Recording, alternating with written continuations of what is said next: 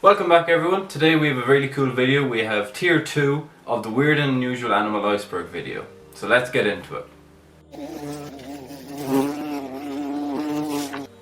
Did you like that? Some really nice graphics. Yeah, this channel is really starting to go places, you know? Really high quality, high budget stuff. So first up we have the ii, or the long-fingered lemur. Now the ii are actually the largest nocturnal primate in the world, which is really cool. The ii are small primates, as I said, that live in Madagascar and mainly focus and live in the forests. Now the ii are actually considered an omen of bad luck, and for this reason a lot of the natives have hunted and killed ii on sight. But in some cases the ii is considered an omen of good luck.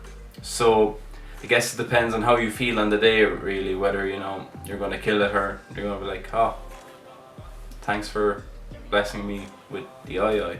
Along with hunting the ii because of bad omens or whatever, deforestation in Madagascar has also played a very big part in their decline in numbers, and it's estimated that there's actually only probably about 100 ii left in the wild currently, which is really sad. Sticking with Madagascar then, for our second animal we have the fossa, not the place in Killarney for anyone who's familiar with it. And the fossa looks kind of between the mix of a dog, a cat and a mongoose shoved together. The fossa are very solitary carnivores and they travel about 26 kilometers, and they were thought to be nocturnal until very recently, when they've actually been found to go whenever they want, pretty much like normal cats. They can sleep during the day and roam at night, or they can sleep at night and roam during the day. Depends what their mood is and whatever. They're very solitary animals, and they only really come together in the breeding season to propagate. And yeah, other than that, like, they're very large carnivores, and they can be up to 6 foot long, with their tail being very strong and muscular, and their tail actually makes up probably about 3 foot of their entire body, so pretty much half. And yeah, so they pretty much kill everything they can. They do, however, prefer lemurs, so our poor ii could be attacked by our fossa. And that's pretty much it, really. They're pretty cool. Next up we have the kalugo, which are flying mammals native to Southeast Asia. And there's only 2 species of them left in the world, the Philippine and the Sundra flying mammal, flying lemur.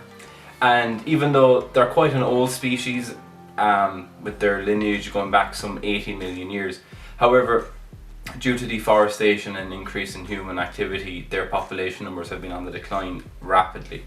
They're herbivores, and they also have excellent night vision, so seeing at night really isn't an issue for them, and they love fruit and insects, or not insects, but they love fruit and seeds and all that jazz. What's really sad is they actually can't be kept in captivity, as no zoos or wildlife parks will have a large enough space for them, as the kalugo like to glide, and they can glide up to 200-300 meters at a time from tree to tree, so no place really is going to have that space for them, unfortunately. The Geranuk, or the giraffe gazelle, also known as the long-necked antelope, is a herbivorous animal that inhabits savanna and low forest, essentially. What's interesting about these guys is that they have really long necks, obviously, but they also have small heads with really large eyes and ears, which I guess makes them more alert to predators, whatever. Now the males have horns which are really stout and heavily ringed, which are kind of interesting as well in their own right. But what really got to me when researching these is that they have preorbital scent glands. So they essentially have glands at the very front of their eyes, which emit a tar-like substance that they leave on twigs and bushes, and that's essentially how they spread their scent around the place. They also have scent markers on their knees and on their hooves, so yeah, these guys just are all about that, spreading their territory, marking their territory, and making sure that, if you wander into their territory as another Geranuk, you'll know about them. Yeah, that's pretty much it really. Like, I'm sure there's probably a lot of more cool things I could go into it, but when I was doing my research I was just like, okay, they have really long necks, they have small heads, and they have pre-orbital scent glands that they just drip out a tar-like substance onto twigs and branches, and that's just wild. And then we have the caracal, which are cats essentially, but it looks like they're wearing crowns. Their tufted black-tipped ears are really iconic, and they actually have like 20 muscles within their ears, and they can kind of turn them in all directions to locate their prey. Now, caracals can also jump about 2 or 3 meters into the air, I think, and they can grab birds out of the air, but they're very opportunistic predators, so it doesn't really matter what they eat. If they see it, and they'll catch it, because they're also like the fastest of the small cats of Africa. Caracals are native to most of Africa and Asia, mainly in kind of savanna biomes and mild desert areas. But yeah, they're really cool looking. Actually jump to 10 feet into the air, and they can also climb trees. And because of this, they're incredibly adaptive to everything. Their population is reportedly stable, which is really good. And yeah, they're just cool looking animals really. Now, dugongs we already covered on part 1 of the annual iceberg. So my friend Stefan is going to be doing a little slot on the scarlet ibis. So that'll probably go up as a separate video, but that's just sort of cool, and you can look out for that. Now, the slender loris are really small nocturnal primates that love dense forest. Now, they can be about, I think it's like 25 centimeters in size, and they only weigh like 300 grams. So they're tiny little primates. What's really noticeable about these guys is that when I was reading them, obviously they prefer big or dense forests, so they can evade their predators, but also there's plenty of insects. Now, the funny thing is, obviously, like many other primates, they have big pressures from poaching and hunting. But the slender loris, obviously, it's so small, you're not going to hunt it for its food. Now you ask, why is the slender loris hunted? And the answer is because they're wizards. Or not quite wizards, but they are believed to have magical powers. Yes, the slender loris are magical. Now keep that in mind. The capybara is the largest rodent on Earth, and it's a semi-aquatic mammal, which, you know, is endemic, or supposedly endemic, to Central and South America, I believe, even though there is a population in Florida. Although maybe they're in North America too, but when I was reading, they were saying that there's an invasive population in Florida, so I'm not sure why it's invasive in Florida if it is in North America. Anyway, that's beside the point. So they're very big rodents, and they're actually related to guinea pigs, and they're incredibly alert animals, and they're very strong swimmers as well, but when they swim they keep their heads above water, so their eyes and their hairless ears are always on the lookout, which is very important considering, you know, pumas and tigers and leopards and all that eat them on the regular, so that's important. But capybara have been found in the wild in Ireland, with reportedly the NPWS, or the National Parks and Wildlife Service in Ireland, having reported 10 wild capybara in Cork. And yeah, there was a pretty big population there around Curraheen, and people are giving out that the capybara are digging into the banks and making the riverbanks unstable and all this. And I mean, I'm not in favour of having capybara in Ireland because they're just not supposed to be in Ireland. even though I do stress that some non-native animals have a place in Ireland and that we need to introduce more. But the capybara were kind of, I'm presuming, brought in as pets and escaped or were let go because they weren't guinea pigs and they were too big and too much to deal with. Next up we have the striped hyena.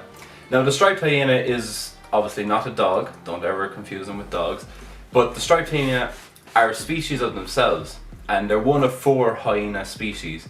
You have the spotted, the striped, the brown and the aardwolf. They're all 4 species of hyena. Striped hyenas are actually smaller than the other 3 species and are also less studied for some reason.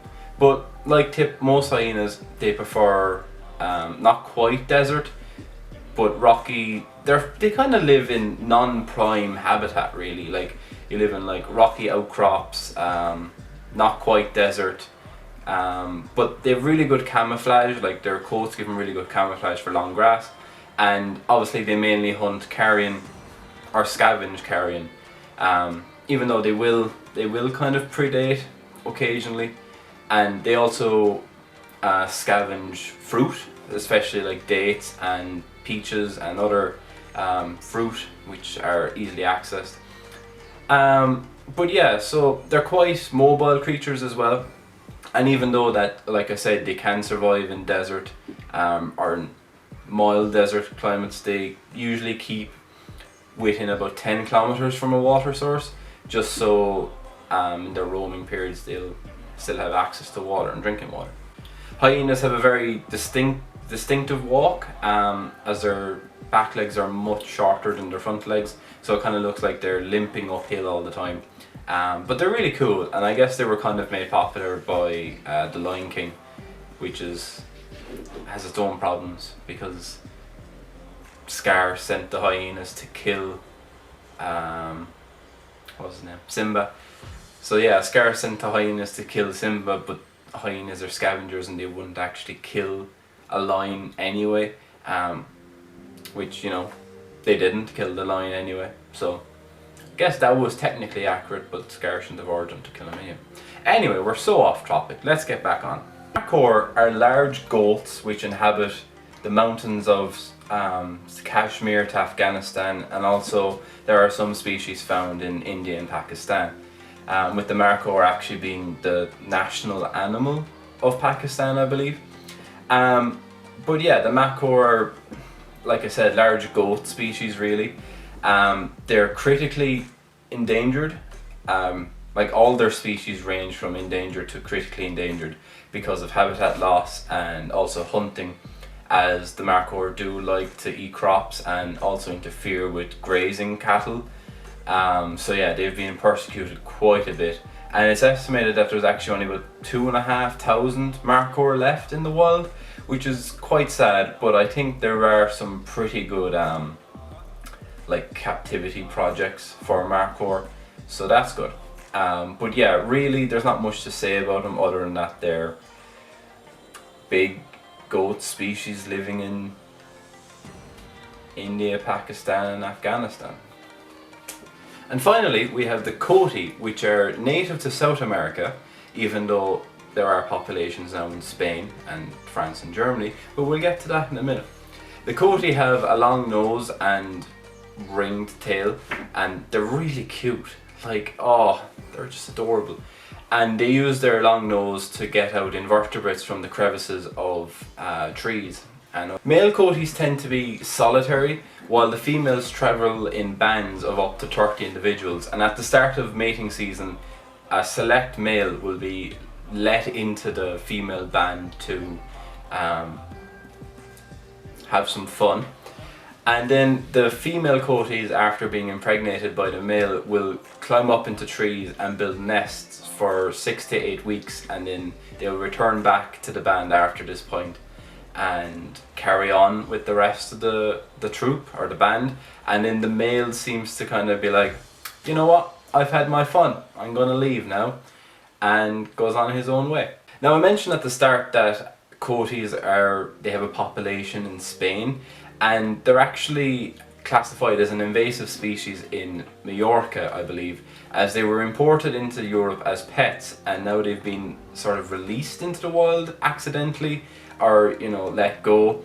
And yeah, they've pretty much destroyed, well, not destroyed, but they've taken over a few Natura 2000 sites in Majorca, and because of this reason they're classified as an invasive species. Now I'm not too sure if there's any like control methods after being put in place for the coati, but as I was saying about their mating season, they raise like 3 to 4 kits or kites, however you want to pronounce it, per mating season, so they can spread quite rapidly. So I'd imagine that because it's a Natura 2000 site and they want to protect them, then there probably are control methods. But in France and Germany they have, like I said, captivity programs in France and Germany for, like, say, pets that were after getting too big or the owners can no longer look after them. So I'd imagine that some of them from Spain are probably being moved to France and Germany, but that was just what I came across really briefly. I didn't go into too much more detail. But yeah, that's the coati, and that's kind of it. So that'll do for tier 2 of the weird and unusual animal iceberg. Like I said, my friend Stefan is doing a video on the scarlet ibis, which should be going up as its own separate video soon enough. Probably it'll be the next video after this, and then I'll get into tier 3 of the weird and unusual animal iceberg video. And in tier 3 we're going to have a special on the kakapo by another friend of mine, Jack Smith. So he'll be talking about the kakapo, which is like his favorite animal in the world, so how could I not get him involved for it. So hopefully you've enjoyed this video. I've tried to keep it a lot shorter than the other two, while trying to, obviously I had to cut some of the information and tangents and everything that would go into, but I think it's important to keep these videos short and sweet and give information as quick as possible. So anyway, thank you for watching. If you like this video, make sure to subscribe, and we'll catch you next time.